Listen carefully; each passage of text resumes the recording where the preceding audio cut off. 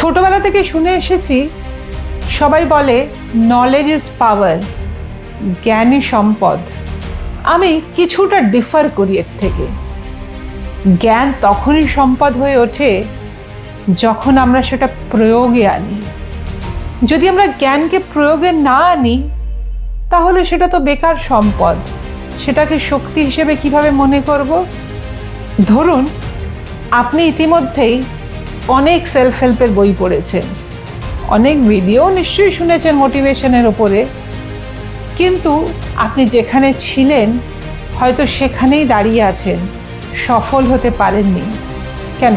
আপনার কাছে তো জ্ঞান আছে, আসলে আপনি প্রয়োগ করেননি, অ্যাকশন নেননি। ধরুন, আপনি তাজমহলে যেতে চান। আপনি আপনার মোবাইলটা খুললেন, ম্যাপটা খুললেন, জিপিএসে তাজমহলটা লাগালেন। তাতে কি আপনি তাজমহল পৌঁছে গেলেন? না, একেবারেই নয়। আপনার কাছে জ্ঞান আছে, ম্যাপ আছে, আপনি পৌঁছলেন না কিন্তু তাজমহল পৌঁছতে গেলে আপনাকে লাগেজ গোছাতে হবে, বাড়ির থেকে বেরোতে হবে, ট্রেন বা ফ্লাইট ধরতে হবে, দিল্লিতে নামতে হবে, আগ্রায় যেতে হবে, হোটেলে উঠতে হবে, তবে আপনি তাজমহলকে দর্শন করতে পারবেন। তাই অ্যাকশন ইজ পাওয়ার।